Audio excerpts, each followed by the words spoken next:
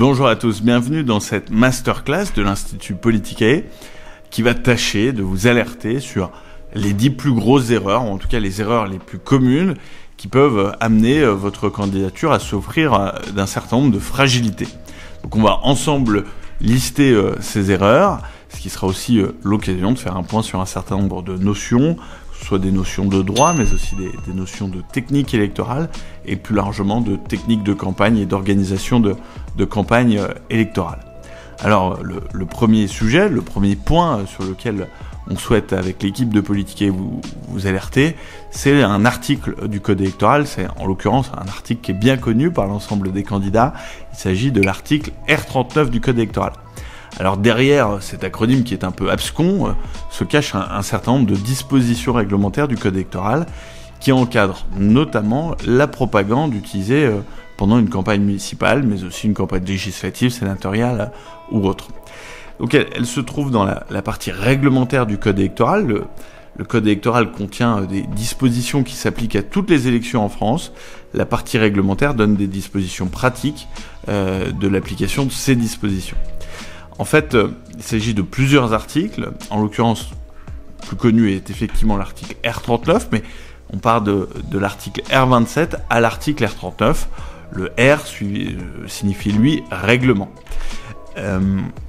Ces articles donnent aux candidats les cadres légaux exacts dans lesquels la propagande doit s'exercer.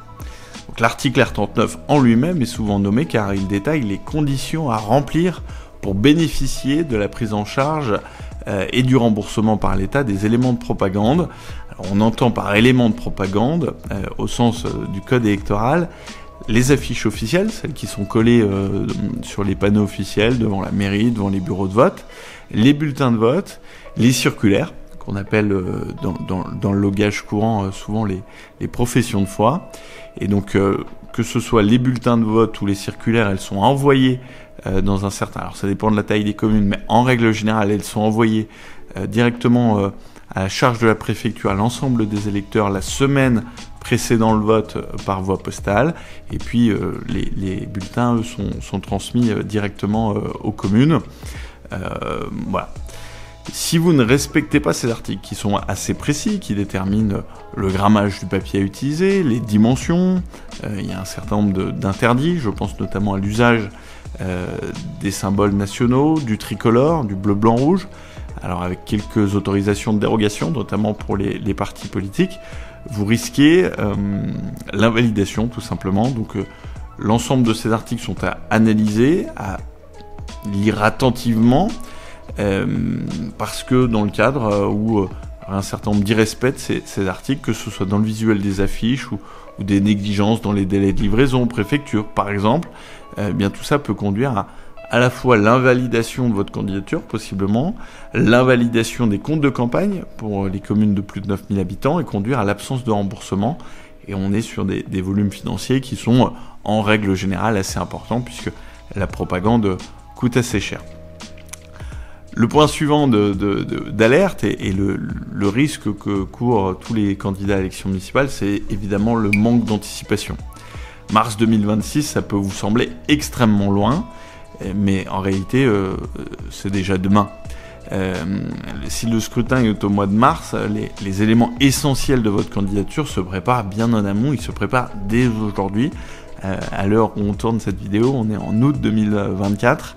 Et globalement, vous allez rentrer entre l'automne 2024 et le premier trimestre 2025 dans une phase extrêmement importante de la campagne qui est celui de la préparation. Donc si vous souhaitez vous présenter dans la mairie de votre commune, que ce soit en tête de liste ou en simple colistier, vous devez déjà être en train de réfléchir à un certain nombre de choses, réfléchir à votre équipe, être en train d'analyser votre commune, réfléchir à votre programme, réfléchir aux enjeux de votre territoire à court, moyen terme. Vous devez être aussi en train d'analyser un certain nombre de choses, en train de lire les délibérations du conseil municipal des 2 ou 3 dernières années pour vous inspirer et pour avoir en tête quelles sont les affaires courantes de la commune. Parce qu'en fait, dans 1 an et demi seulement, on sera en 2026, ça vous laisse 18 mois pour préparer le scrutin. Alors on peut tout à fait porter une candidature en 2 ou 3 mois, mais si on souhaite avoir un réel projet pour son territoire, construire une approche raisonnée des enjeux de votre commune, bâtir une équipe qui ne soit pas une équipe subie, mais une équipe choisie, qui est à la fois représentative du territoire, représentative des sociologies différentes de votre commune, eh bien il faut commencer très vite, parce que la campagne officielle, elle va commencer dans 1 an, à compter de septembre 2025. On sera dans la campagne officielle, la course vers le scrutin sera lancée, tous les coups seront presque permis, et ce sera plus le moment de prendre le temps de réfléchir à qui est-ce que vous prenez dans votre liste et d'affiner votre programme. Tout ça doit être préparé le plus vite possible. Donc commencez dès à présent par l'analyse de votre commune, par la préparation de votre programme, par le montage de votre liste, par désigner la tête de liste. On voit trop souvent des équipes s'écharper dans les dernières semaines pour savoir qui sera maire, adjoint, quelle sera la place de chacun. Voilà, on voit à chaque élection des listes avoir beaucoup de difficultés pour répondre à l'obligation de parité. Donc tout ça doit être fait très en amont de la date de l'élection, et vous devez faire extrêmement attention à la façon dont vous commencez à vous organiser et anticiper au plus vite. La difficulté suivante, elle est très connexe à celle évoquée préalablement, c'est celle de ne pas avoir étudié suffisamment son territoire, de ne pas connaître sa commune, de ne pas connaître ses enjeux. Dans la droite ligne de ce qui a précédé, le candidat doit étudier en profondeur sa commune, que ce soit par la connaissance empirique de ses habitants, en allant par exemple analyser les chiffres présents gratuitement sur le site de l'INSEE, savoir si les gens sont plutôt jeunes, plutôt âgés, de quelle catégorie socio-professionnelle, ce qu'ils font dans la vie, quel est leur niveau de revenu, non pas pour adapter votre candidature, mais peut-être plutôt pour adapter la nature de votre programme, pour adapter la nature des services publics que vous allez pouvoir proposer. On ne propose pas un projet de création, par exemple, d'une nouvelle école dans un territoire qui est plutôt vieillissant et dans laquelle la population enfantine réduit chaque année. À l'inverse, on aura peut-être une proposition, et c'est un exemple, mais pour créer une maison du 3e âge ou des habitats partagés. Enfin voilà, la nature sociologique et démographique de votre commune doit forcément influencer sur la façon dont vous allez porter une candidature à un projet pour le territoire. Et puis donc il faut aussi, et c'est souvent le meilleur des enseignements, c'est apprendre à connaître vos administrés, les associations de votre territoire. Il faut rencontrer les gens, il faut avoir le temps d'échanger avec eux. Moi je crois que c'est l'une des richesses du mandat d'élu local, c'est cet échange avec les habitants. C'est une richesse qui doit avoir lieu dès l'élection et dès la campagne électorale. Vous pouvez notamment bâtir votre programme sur les échanges qui ont été les vôtres avec des citoyens lambda, des chefs d'entreprise, des commerçants, des acteurs de la sécurité publique, des pompiers, des médecins, des gendarmes, avec des présidents d'associations sur des besoins d'infrastructures, avec des enseignants. Soyez dans une démarche extrêmement ouverte, extrêmement à l'écoute des besoins du... Vous devez aussi évidemment connaître le fonctionnement de votre collectivité. Quelle est mon intercommunalité ? Qui est le syndicat en charge des questions d'assainissement, des questions d'eau ? Est-ce que nous avons une régie d'électricité ou est-ce que EDF opère la distribution électrique ? Et puis plus largement, on en a parlé tout à l'heure, il faut aller sur le site de la mairie, aller lire les comptes rendus de conseils municipaux, s'intéresser aux derniers appels d'offres, idéalement assister en tant que spectateur si vous n'êtes pas déjà élu au conseil municipal. Il faut vous imprégner de tous les enjeux du territoire. La quatrième erreur que commettent souvent les nouveaux candidats et les candidats, c'est évidemment de sous-estimer la charge de travail. Alors, on peut se dire qu'on se lance en amont, qu'on connaît déjà bien la commune parce qu'on y est né ou parce qu'on est là depuis très longtemps et puis que tout va bien se passer parce que le maire sortant il est pas très bon et que ce sera très vite fait. Moi réellement, je vous alerte, faire une campagne c'est pas anodin. Ça demande beaucoup de temps, beaucoup d'engagement et ça demande énormément de travail. Même si vous vous lancez en amont de la campagne, et que celle-ci est dans 18 mois, vous verrez, ça va très vite Et il est essentiel de passer du temps pour sa campagne, pour rencontrer les gens, pour rencontrer votre équipe, pour animer une équipe, pour bâtir un programme, pour trouver le consensus. Vous savez, dans un conseil municipal, il n'y a pas de 49-3. Donc il faut que dans votre équipe municipale, dans l'équipe qui est amenée demain à être celle de la majorité, tout le monde partage un programme politique commun. Alors il ne s'agit pas de toujours transiger, voilà, mais d'avoir une vraie dynamique commune et que sur les grands axes, tout le monde partage la même vision et que sur les points plus mineurs, même s'il y a des désaccords, eh bien les membres de la liste soient tous d'accord pour mettre en œuvre ces points de programme, quelle que soit leur sensibilité personnelle.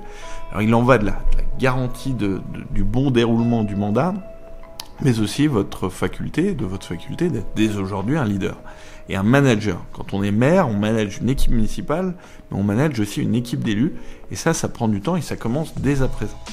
Et puis une campagne, c'est une campagne qui doit être une campagne de terrain. Vous devez être capable d'aller à toutes les manifestations, en tout cas à une grande partie des manifestations de votre commune, d'aller sur les marchés, de faire du porte-à-porte.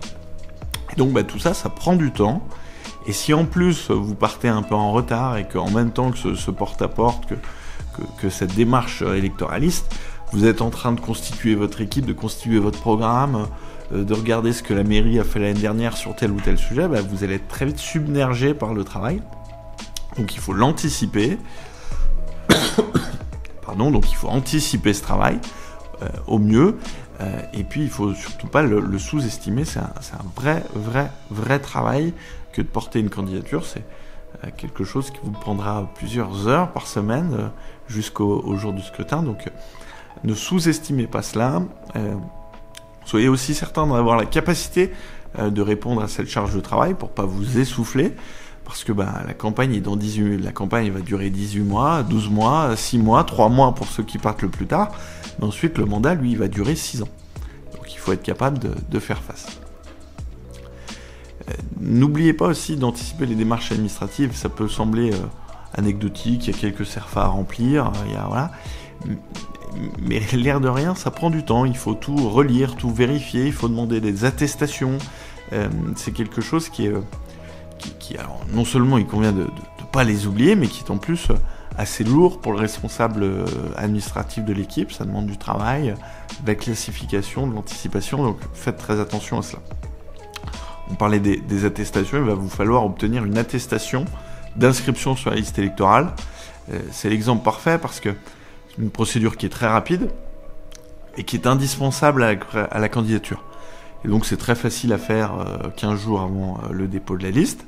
Mais si on fait ça la veille du dépôt de la liste et que des milliers de Français comme vous, puisqu'il y aura 1 million de candidats à l'élection municipale, ont la même idée que vous au même moment, il est assez probable que le site qui les fournisse soit pas forcément en mesure de vous la délivrer en temps et en heure, et ça met en péril toute votre élection. Tout comme et c'est l'objet de Politicae, il y a énormément de choses à savoir, à anticiper, à apprendre, et donc il faut anticiper tout cela et prendre le temps de lire les articles de Politicae, de suivre nos séminaires de formation, de lire le mémento du candidat, pourquoi pas de se reporter parfois au code général des collectivités territoriales, au code électoral et un certain nombre de choses.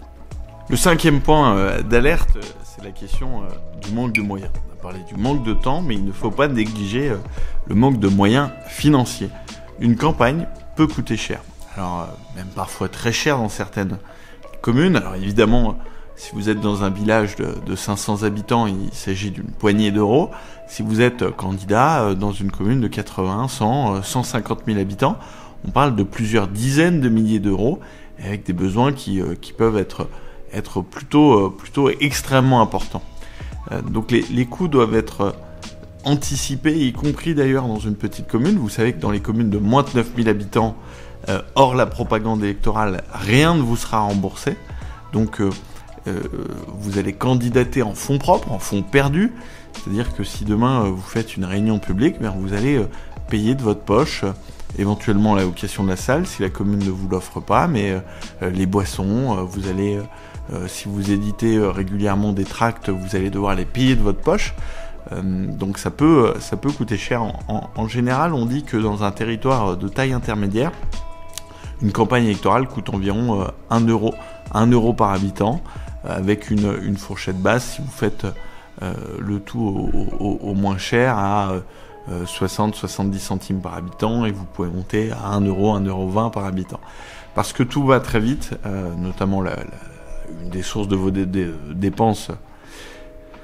Parce que tout va très vite, une des sources de dépenses, c'est notamment l'impression. Donc, imprimer des tracts, ça coûte un peu cher. Faire un site internet, ça coûte vite 2, 3, 4, 5, 6 000 euros.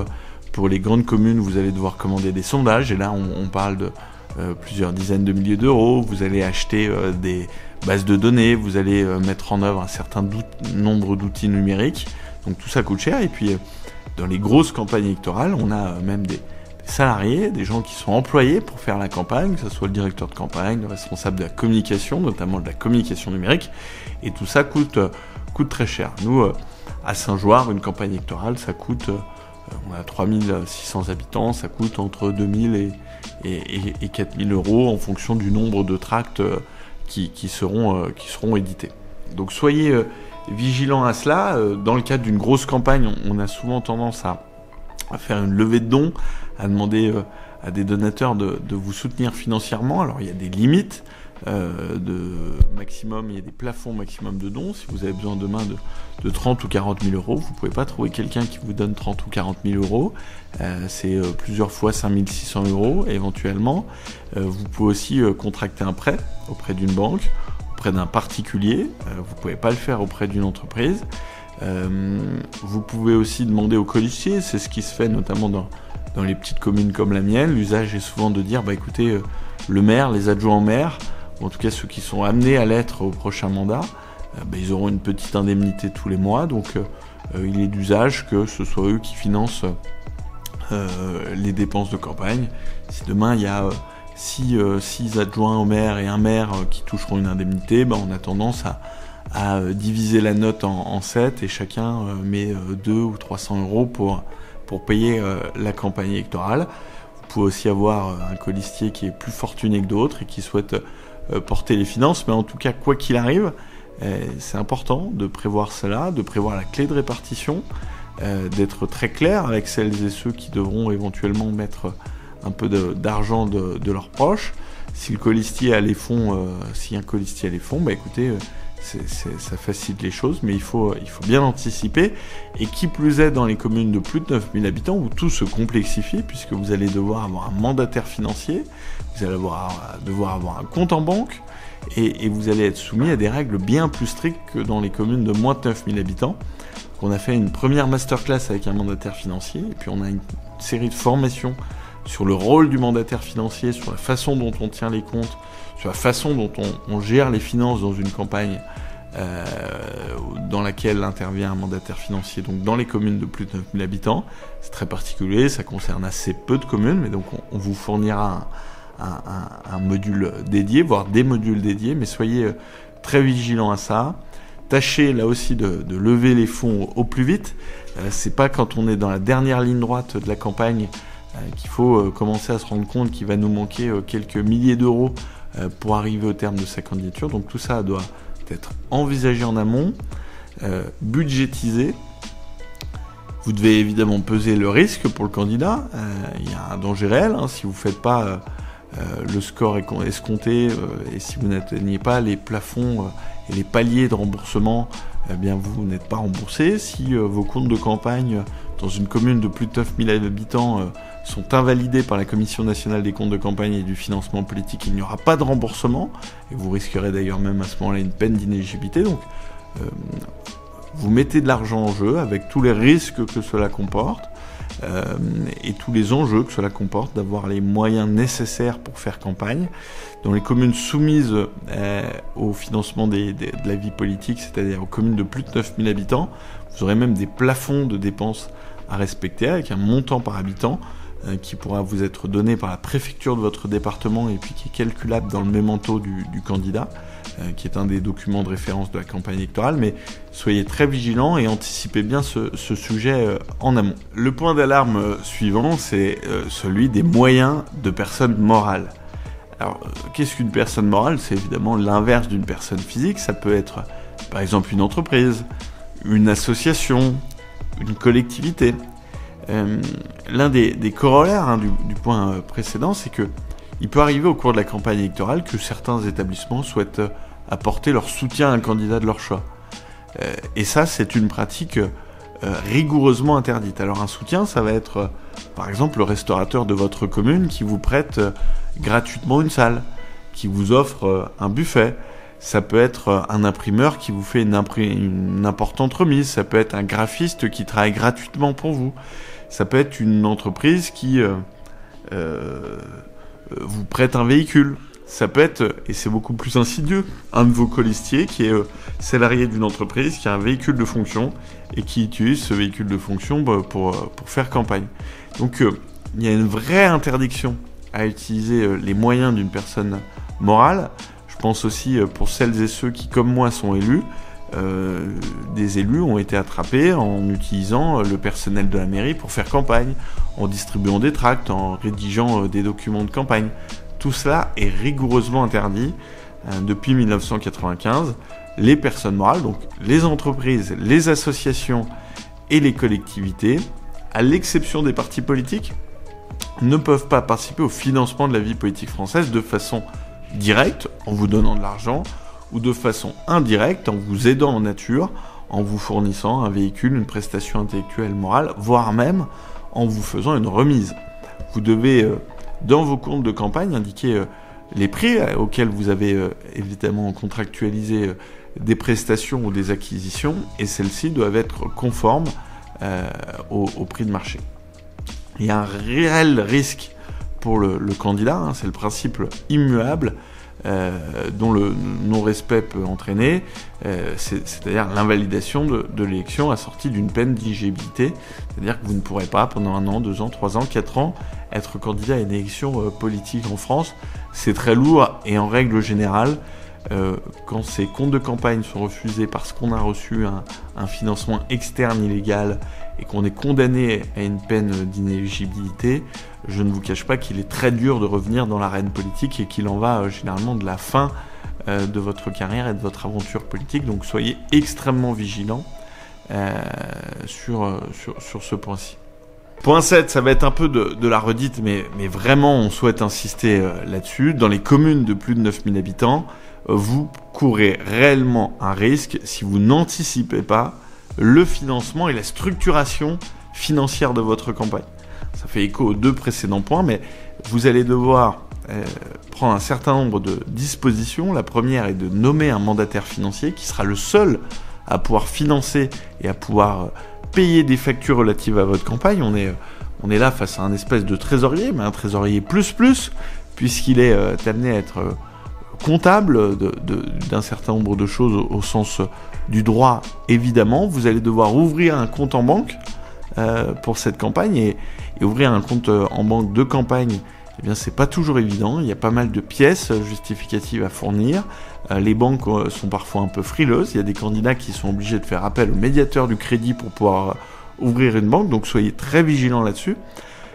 En règle générale, vous êtes dans des tailles de collectivités qui vont vous amener à percevoir des dons, et vous allez par exemple pouvoir percevoir des dons en liquide, et il suffit d'oublier que le don maximum en liquide doit être de 150 € avec un certain nombre de justificatifs pour mettre en péril toute sa campagne électorale.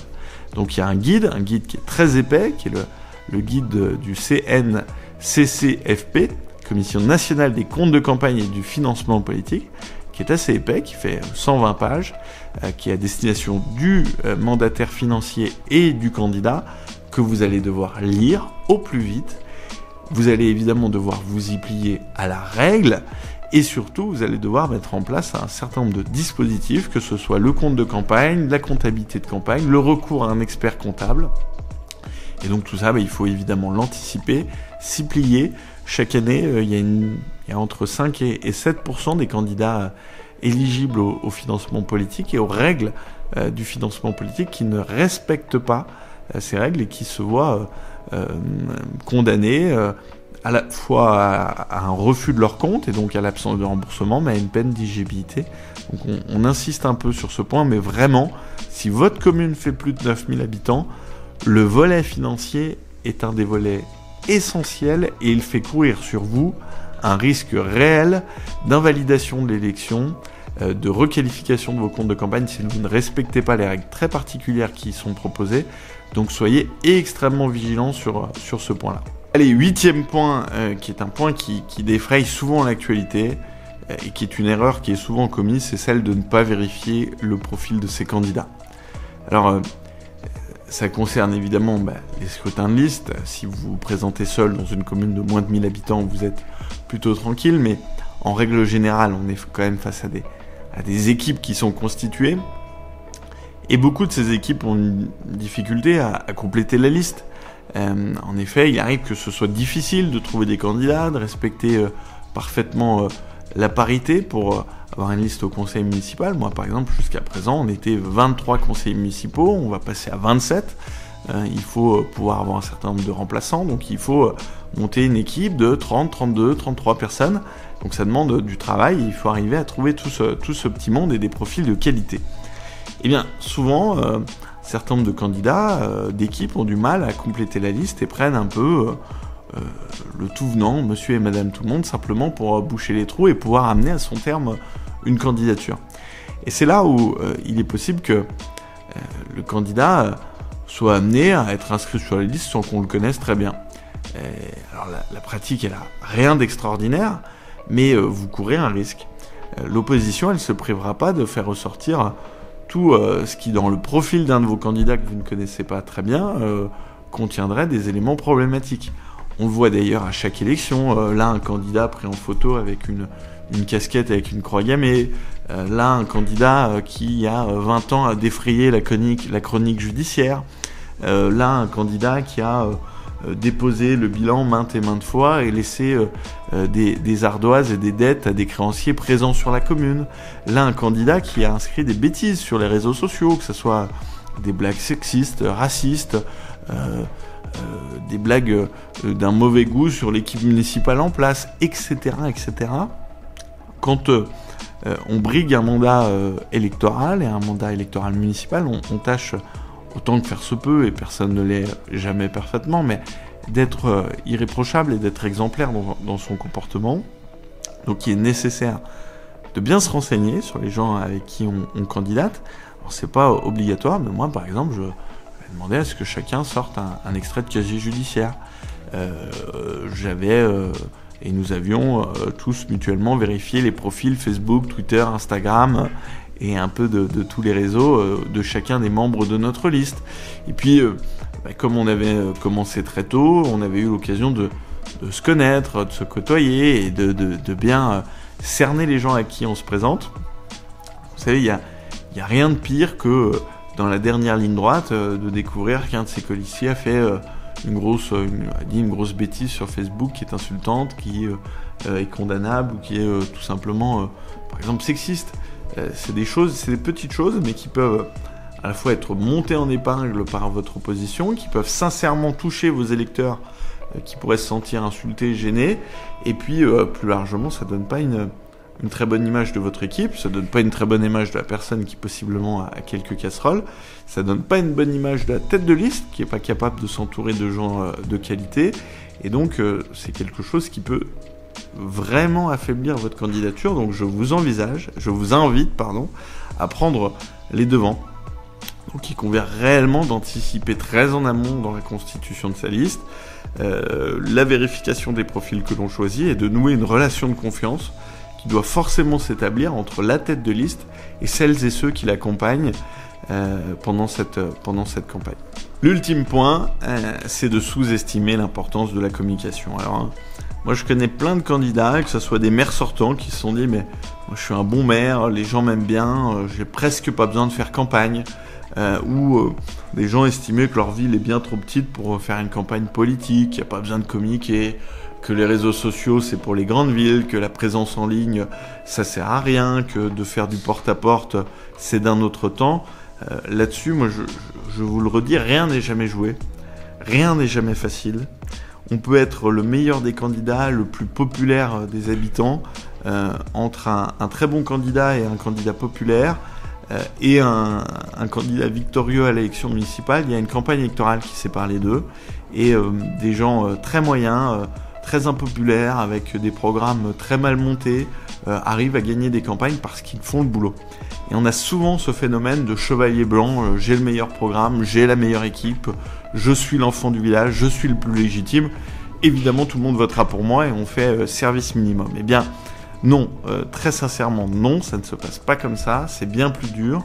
Et donc au-delà de la qualité de votre programme, de votre équipe et de votre candidature, votre faculté à la transmettre, à communiquer, à faire le travail de campagne électorale est essentielle. Donc ça va de déployer des affiches, de distribuer des tracts, de simplement coller les affiches sur les panneaux d'affichage réglementaires. Vous savez, dans une petite commune, il y en a 3 ou 4. Dans une grande collectivité, il peut y avoir plusieurs centaines de panneaux électoraux officiels à coller. Il faut être capable d'aller faire du porte-à-porte, c'est essentiel, d'être présent sur les réseaux sociaux. Alors on vous prépare une petite masterclass sur la communication en ligne, mais vraiment ne soyez pas trop sûr de vous, rien n'est jamais gagné. La propagande officielle au sens de l'article R39, on l'a dit, bulletin de vote, profession de foi, affiche, ne peut pas être votre seul moyen de communication. Il faut être présent sur le terrain, il faut avoir un site internet, être présent sur les réseaux sociaux, avoir des tracts intermédiaires. Moi je suis de ceux qui pensent qu'une campagne ça ne se commence pas simplement dans les 2 ou 3 dernières semaines. C'est un long processus. Je vous invite à commencer dès septembre 2025 à distribuer des tracts. Et donc pour les distribuer dès septembre 2025, il faut les avoir rédigés avant l'été. Il faut avoir un site internet, il faut avoir une adresse mail, il faut un certain nombre de choses. Alors on va vous accompagner avec Politicae dans tous ces éléments-là, mais soyez vigilants là-dessus, ne tombez pas dans la caricature de la meilleure candidature sur le papier qui s'effondre face à la réalité de la campagne électorale. Ultime et dernier point, c'est de ne pas arriver suffisamment préparé à un débat ou à un échange. Alors, quand on est maire ou quand on est candidat à une élection municipale, un débat, ça peut être sur une télé locale, ça peut être devant des journalistes à la radio, mais un débat, c'est aussi au quotidien face à ces administrés qui vous interpellent au détour d'une manifestation, d'un tractage ou d'un jour où vous allez simplement acheter votre pain à la boulangerie. Ça peut être aussi dans un échange avec votre équipe. Le maire, c'est quelqu'un qui, par définition, doit maîtriser les thématiques relatives à la vie municipale, les thématiques relatives à la commune, les enjeux de la commune. Et ça, l'air de rien, quand on est néophyte, c'est du travail. Donc il faut d'abord se mettre dans le bain de ce qui se fait dans votre commune depuis le précédent mandat. Vous allez trouver sur le site internet de la collectivité en règle générale toutes les délibérations des dernières années, les comptes rendus du conseil municipal, il va falloir les lire, il va falloir les apprendre, en tout cas les avoir en tête, il va falloir cartographier les enjeux du territoire, il va falloir monter votre programme et être au fait d'un certain nombre de choses. Par exemple, si mon programme prévoit au hasard de construire un stade de foot, combien coûte un stade de foot, quelles sont les normes, est-ce qu'on mettra une pelouse synthétique ou est-ce qu'on mettra une pelouse en gazon, si oui, combien est-ce que consommera d'eau l'arrosage d'une pelouse en gazon, quelle est la différence de prix, quelles sont les différentes normes. Il faut être solide sur ce qu'on propose, ça permet à la fois de se rendre compte du caractère réalisable de ce que vous pouvez mettre dans votre programme, de la façon dont ça s'inscrit avec ce qui existe déjà. Vous savez, il n'y a rien de pire que de dire à un candidat à son opposant dans un débat politique, écoutez, moi, si on est élu, je ferai ça. Et puis que votre opposant vous dise, oui, on l'a déjà voté au conseil municipal il y a 2 mois, monsieur, c'est déjà en route. Donc il y a vraiment une somme assez vaste de choses à appréhender, à connaître. D'abord, les projets en cours, la vie de la commune. Ensuite, les caractéristiques, les enjeux de votre propre programme. Et puis enfin, le fonctionnement de votre collectivité, des collectivités, le droit s'y associant. Et donc pour tous ces points, on a sur notre site plein d'articles gratuits sur politicae.fr et puis aussi des séminaires de formation sur le fonctionnement d'une collectivité, le fonctionnement du droit des fonctionnaires territoriaux, du conseil municipal et d'un certain nombre de questions thématiques. Donc il faut arriver préparé, il faut arriver solide, il ne faut jamais oublier que le plus dur des débats est celui que l'on a à la sortie de l'école ou lors d'une assemblée générale d'une association où on ne s'attend pas à la question technique ou à la question piège et il faut être capable de répondre. Il faut aussi être capable, quand on n'est pas prêt, de dire écoutez, je vous donnerai des éléments plus tard là-dessus. Mais moi, vraiment, je vous invite à être le plus solide possible sur ce que vous pouvez dire, proposer et ce que vous pouvez connaître, parce que on juge de la qualité d'un candidat à sa faculté à se placer d'ores et déjà dans les habits et dans la stature du maire de demain. Et on compte sur des élus qui connaissent les règles, qui connaissent la vie de la commune. Donc il y a un vrai enjeu pour vous, dès aujourd'hui, d'anticiper des réponses, d'anticiper des enjeux, d'avoir des chiffres en tête. Et donc ça aussi, une fois encore, ça demande du travail. Voilà, je vous remercie d'avoir écouté cette petite masterclass sur les 10 erreurs à ne pas commettre lors d'une campagne électorale. Elle s'inscrit dans un certain nombre de séminaires que l'on est en train de vous tourner. Ici, en Haute-Savoie cet été, on a profité du mois d'août pour faire un gros séminaire de travail et enregistrer un certain nombre de formations au vert à la campagne dans la France des territoires et des choses extrêmement concrètes. Donc je vous dis à très bientôt.